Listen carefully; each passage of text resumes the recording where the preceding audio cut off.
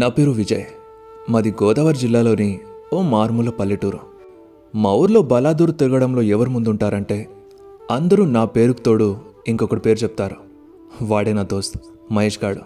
ఇద్దరం చిన్నప్పటి నుంచి స్నేహితులం కావడంతో ఒకరిని వదిలి ఒకరు ఉండేవాళ్ళం కాదు.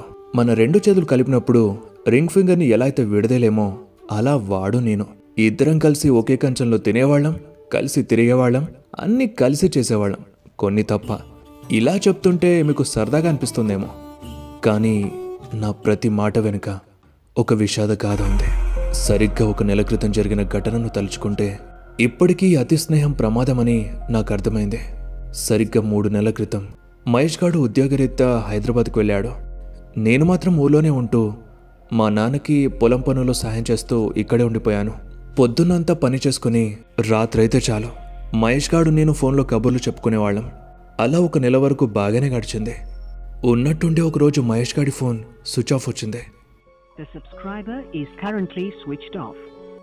వర్క్లో ఉండి ఛార్జింగ్ పెట్టలేదేమో అనుకుని లైట్ తీసుకున్నాను. టైం చూస్తే 12 అవుతుంది.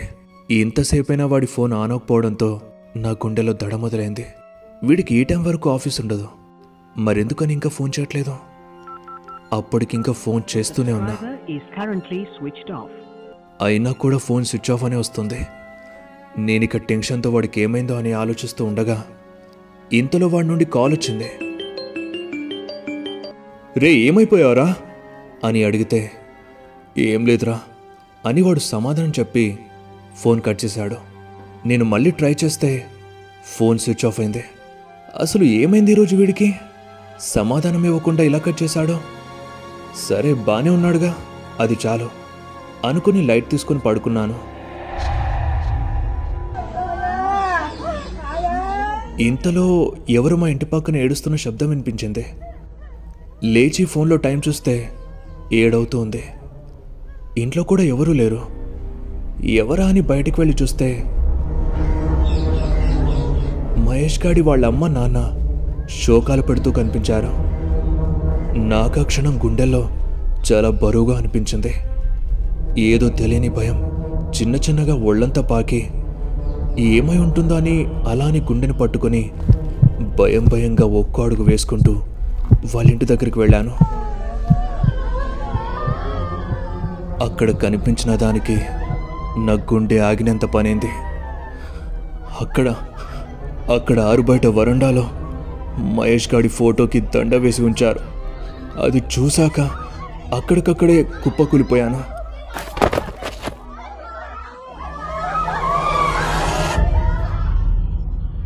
కాసేపటికి నాకు మెలకు వచ్చి చూసేసరికి మా అమ్మ ఇంట్లో ఉంది. నేను వెంటనే లేచి, అమ్మా మహేష్ గడి ఫోటోకి దండేశారేంటమ్మా, అసలు ఏమైందమ్మా వాడికి అని గొంతులో ఉబికొస్తున్న బాధని ఆపుకొని అడిగాను. అమ్మ చీరకొంగుతో కన్నీటిని తుడుచుకొని, నీకెలా చెప్పాలో తెలియట్లేదురా, నిన్ననే వాడు రోజులాగా ఆఫీస్కి వెళ్ళి వస్తుంటే మధ్యలో యాక్సిడెంట్ అయింది. తల పగిలి మెదడు బయటకు వచ్చి అక్కడే చనిపోయాడంట. ఆ శవాన్ని పోలీసులు పోస్ట్మార్టంకి తీసుకెళ్లారంట. వచ్చేసరికి రాత్రి అయిపోతుంది, నువ్వు బయటకు వెళ్ళకు సరేనా అని చెప్పి వెళ్ళిపోయింది. అది విన్నాక నేను గుండె పగిలేలా రోదిస్తూ వాళ్ళింటి వైపు కూడా వెళ్లకుండా భయంతో ఇంట్లోనే ఉండిపోయాను. కొన్ని గంటలు గడిచాక మెల్లిమెల్లిగా వెలుగు తగ్గి చీకటి పడిపోయింది.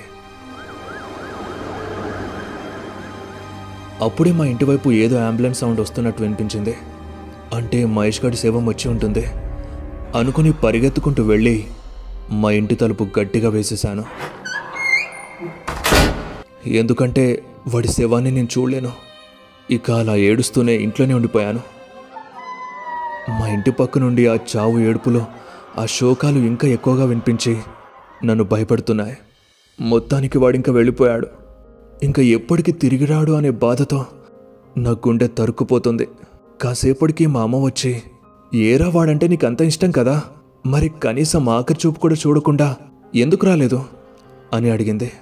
అది కాదమ్మా, ఇన్ని రోజులు నాతో ఆడుతూ పాడుతూ తిరిగిన వాడిని అలా శవంగా చూడలేకపోయానమ్మా, అసలు నా వల్ల కావట్లేదమ్మా అని మా అమ్మ ఒడిలో పడుకొని తనివి తీరా ఏడ్చేశాను. రే ఏడవకురా, ఏం చేస్తాను చెప్పు, దేవుడెప్పుడు మనకి బాగా కావలసిన వాళ్ళనే మనకు దూరం చేస్తాడు. ఇక పోయినవాడు ఎలాగో తిరిగి రాడు. ఇక బాధపడుకో. అలాగే నువ్వు ఈరోజు బయట తిరగకుండా ఇంట్లోనే ఉండి తలస్నానం చేసి పడుకో. అసలే ఈరోజు అమావాస్య. నేను కూడా భయంతోనే స్నానం చేసొచ్చి వాడి గురించి ఆలోచిస్తూ పడుకున్నాను. అర్ధరాత్రి దాటాక నాకు మెలకు వచ్చి నీళ్లు తాగాను. ఆ వెంటనే చలికాలం కావడంతో టాయిలెట్ కోసమని బయటకు భయంతోనే వెళ్ళి రోడ్డు పక్కన పాట పాడుతూ మహేష్ గాడి ఇంటివైపు చూశాను. ఎందుకో తెలీదు, రోజూ చూసేవాడిల్లు ఈరోజు కొత్తగా ఎప్పుడు చూడని ఓ భయంకరమైన ఇల్లులా కనిపిస్తుంది. అలా చూస్తూ ఉండగానే ఎవరో వాళ్ళ ఇంటి ముందున్న వరండాలో నల్లని నీడలా కనిపించి నన్నే చూస్తున్నారు. దెబ్బకి గుండె ఆగి 2 అడుగుల్లో ఇంట్లోకి పరిగెత్తుకుంటూ వెళ్ళిపోయి భయంతో దుప్పటి కప్పుకొని పడుకున్నాను. అమ్మ, నాన్న, తమ్ముడు అందరూ లోపల పడుకుంటే నేను మాత్రం హాల్లో పడుకునేవాడిని. రోజు ఒకేలా ఉన్నా ఈరోజు వాతావరణం చాలా తేడాగా ఉంది. నేను మెల్లగా నిద్రలోకి జారుకున్నాను. కొంతసేపటికి ఎవరు మా ఇంటి బయట నుంచి విజయ్ విజయ్ నాతో రారా, రే విజయ్ నిన్నేరా అని ఊపిరి శబ్దంలో ఎవరో పిలుస్తున్నారు. ఈ టైంలో నన్నెవరు పిలిచేదని భయంతో లేచి చూస్తే బయట ఎవరూ లేరు. ఇక లైట్ తీసుకుని పడుకుందామనుకుని కళ్ళు మూసేసరికి ఒక్కసారిగా 10 మంది నా మీద పడుకుని నా గొంతు నొక్కి కాళ్ళు చేతులు కదలకుండా చేస్తున్నారు. అమ్మా, అమ్మా, నాన్న అని ఎంత పిలిచినా నా మాట ఎవరికీ వినిపించట్లేదు. ఎలాగోలా నా బలమంతా ఉపయోగించి లేచి కూర్చున్నాను. అంతలోనే ఎవరో హాల్ తలుపు గట్టిగా కొట్టిన శబ్దం వినిపించింది. అరే ఏంటిది, ఈ టైంలో మా ఇంటికి ఎవరు వస్తారో అని మెల్లిగా అడుగులో అడుగు వేసుకుంటూ వెళ్ళి తలుపు తీశాను.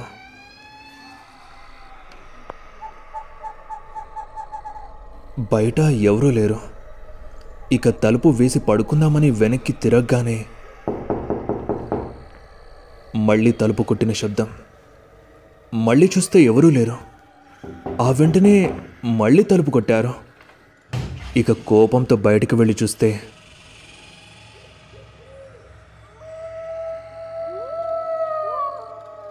ఇప్పుడు కూడా ఎవరూ కనిపించలేదు. గాలికిలా వస్తుందా అంటే అసలు కానే కాదు. ఇది తప్పకుండా మనిషి పనైతే కాదు. ఇక భయంతో అమ్మవాళ్ళు పడుకునే గదికి వెళ్ళి అమ్మా, అమ్మా అని కంగారుగా తలుపు కొట్టాను.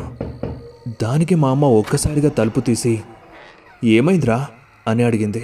ఏం లేదమ్మా, నిద్రలో పీడకలు వచ్చింది, అందుకే భయం వేసి పిలిచాను. అమ్మ నన్ను కోపంగా చూస్తూ నేను చెప్తే వినవురా నువ్వు? బయట పడుకోకు అని ఎన్నిసార్లు చెప్పాను, విన్నావా? ఇప్పుడు చూడు, ముందే మహేష్ గారు చనిపోయాడు. ఈ టైంలో అలా పడుకోవచ్చా? పైగా అమావాస్య కూడాను. రా వచ్చి తమ్ముడు పక్కన పడుకో అని అమ్మ అనగానే వెంటనే లోపలికెళ్ళి పడుకున్నాను. పొద్దున లెగిసి రాత్రి జరిగిందంతా మా అమ్మతో చెప్తే ఏదో గాలి మీద పడుంటుంది అని దిష్టి తీసింది. ఆ రోజు నుండి నేను ఇక ఎప్పుడు బయట పడుకోకూడదని నిర్ణయించుకున్నాను. ఇక అయ్యిందేదో అయింది. ఇలానే ఇంట్లో ఉండి వాడి గురించి ఆలోచిస్తే నాకే మంచిది కాదేమో అనుకుని అలా ఫ్రెండ్స్ని కలుద్దామనుకుని బయటకు వెళ్ళాను. మా ఊరి మర్రి చెట్టు కింద మా ఫ్రెండ్స్తో కూర్చొని మహేష్ గాడి గురించి మాట్లాడుకుంటూ ఉన్నాం. అప్పుడే అందులో ఒకడు మహేష్ గాడి శవం గురించి చెప్పింది విని నాలో తెలియకుండానే వణుకు పుట్టింది. వాడి మీద నుంచి లారీ వెళ్లడం వల్ల తల పగిలి మెదడు బయటపడిందంట. కనుగుడ్లు బయటకొచ్చి పగిలిపోయాయట. అలాగే ఒక చెయ్యి కాలు మాత్రమే మిగిలి రెండోది చితికిపోయాయంట. నేనిక అది వినలేక అక్కడి నుండి ఇంటికి వెళ్ళిపోయాను. ఏంటో అది విన్నప్పటి నుంచి నాకు మహేష్ గాడంటే జాలికి బదులు భయం మొదలైంది.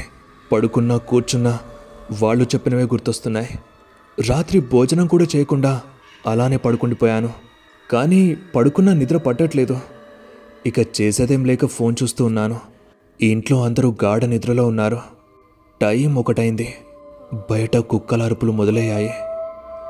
అవన్నీ మొరుగుతూ ఉన్నా ఒక కుక్క మాత్రం ఎవరో ఏడుస్తున్నట్టు ఒక మనిషి రోదనలా ఏడుస్తోంది.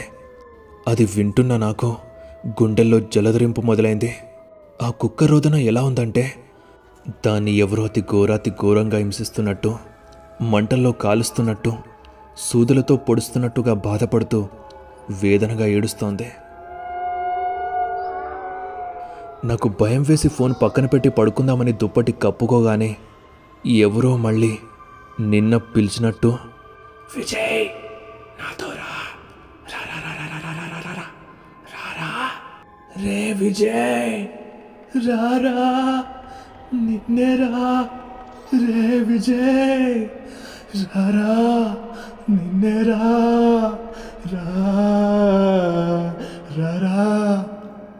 అలానే చాలాసేపు వినిపించడంతో నాకు అర్థం కావడం లేదు. పక్కింటి వాళ్ళు ఏమైనా ఏడుస్తున్నారా, లేక నాకే మహేష్ గురించి అతిగా ఆలోచించి ఇలా అనిపిస్తుందా? కొంతసేపటికి ఆ పిలుస్తున్న పిలుపు ఆగిపోయింది. నేను పడుకొని ఇటువైపు తిరగగానే హఠాత్తుగా మంచం కింద ఏదో నల్లగా ఎర్రని కళ్ళతో నన్నే చూస్తోంది. అది చూసి వెంటనే కేకలు వేస్తూ పైకి లేచాను. నా అరుపులకి అందరూ లేచి ఏమైందని అడిగారు. మంచం కింద ఎవరో నల్లగా నన్నే చూస్తున్నారు అని చెప్తే మా నాన్న మంచం కింద చూశాడు. నల్ల పిల్లి మూతి నాక్కుంటూ బయటకొచ్చింది. ఇక మా నాన్న కోపంతో, ఊరంతా బలాదూరు తిరగడం, రాత్రులు పక్కన వాళ్ళకి నిద్ర లేకుండా చేయడం, ఇదే అయిపోయింది రోజు. వాడికి నువ్వైనా చెప్పరాదు, ఏం కొడుకును కన్నావో ఏమో అని తిట్టేసి పడుకున్నాడు. రే విజయ్, ఏమైందిరా నీకు? ఈ మధ్య చిన్న చిన్న వాటికి చాలా భయపడుతున్నా. ఇంకోసారి ఇలా చేయకు, అర్థమైందా? అదంతా ఏం లేదు, మూసుకొని పడుకో అని అమ్మ అంది. ఇక చేసేదేం లేక పడుకున్నాను. సమయం 1:30 కావస్తుంది. కాసేపటికి ఉన్నట్టుండి నా పక్కన ఎవరో కోపంతో గట్టిగా ఊపిరి తీసుకుంటున్నట్టుగా నాకు వినిపించింది. కళ్ళు తెరిచి చూస్తే నా తమ్ముడు చాకు పట్టుకొని నన్ను పొడిచేందుకు కోపంతో చూస్తున్నాడు. ఒక్కసారిగా పైకి లేచి కూర్చొని నా తమ్ముడిని చూశాను. కానీ వాడు మామూలుగానే పడుకునున్నాడు. అంటే ఇది కూడా నా భ్రమేనా అనుకోనీక అలానే భయంతో లేస్తూ పడుకుంటూ ఉన్నాను. రాత్రంతా నిద్ర లేకపోయేసరికి ఉదయానికి జ్వరం వచ్చింది. హాస్పిటల్కి వెళ్తే డాక్టర్లు 103 జ్వరం ఉందని చెప్పి మందులిచ్చి వాడమన్నారు. అవన్నీ వాడినా కూడా నాకింకా పెరిగిందే కానీ తగ్గలేదు. ఇక రోజు రోజుకి నాలో జీవం తగ్గుతూ వస్తోంది. సరిగ్గా తినకపోవడం, రాత్రిలో పీడకలలు రావడం, ఎవరో నా కోసం రోజు రాత్రి వాళ్లతో రమ్మని రోధిస్తున్నట్టుగా వినిపించడం, నాకు నేనే పిచ్చి పిచ్చిగా మాట్లాడుకోవడం, ఇవన్నీ చూస్తూ ఇంట్లో వాళ్ళు నాకేమైపోతుందో అని భయపడిపోతున్నారు. ఇలా ఉండగా ఓ రోజు మా అమ్మని లక్ష్మమ్మ అనే పక్కింటి ఆవిడ పిలిచింది. ఎలా ఉంది మీ వాడికి అని అడిగింది. ఏమో లక్ష్మమ్మ, నాకేం అర్థం కావడం లేదు. రోజు రోజుకి అగ్నిలా జ్వరం పెరిగిపోతూ ఉంది. దానివల్ల వాడు సరిగ్గా తినడం లేదు, ఎవరితోనూ మాట్లాడట్లేదు, పిచ్చిగా తనలో తాను మాట్లాడుకుంటూ ఉన్నాడు. పాపం వాడు ఏమైపోతాడని భయం వేస్తుంది లక్ష్మమ్మ. అది జ్వరం అయితే ఏనాడో తగ్గేది, కానీ అది జ్వరం కాదు. ఆ మాట విని మా అమ్మ ఆశ్చర్యంగా చూసింది. అవును, మీ అబ్బాయికి గాలి సోకింది. అదెవరో కాదమ్మా, మీ అబ్బాయి స్నేహితుడైన మహేష్ది. మీ అబ్బాయి మహేష్ చనిపోకముందు బానే ఉన్నాడుగా, చనిపోయిన తర్వాత నుంచేగా ఇలా అయిపోయాడు. నువ్విక ఆలస్యం చేయకుండా నాకు తెలిసిన ఓ దర్గా ఉంది, అక్కడ అతను తావిదులిస్తాడు. అక్కడికి వెళ్ళి ఆ అబ్బాయిని చూపించు, తప్పకుండా బాగవుతుంది. లేదంటే నీ కొడుకు నీకు దక్కడం కష్టమే అమ్మా.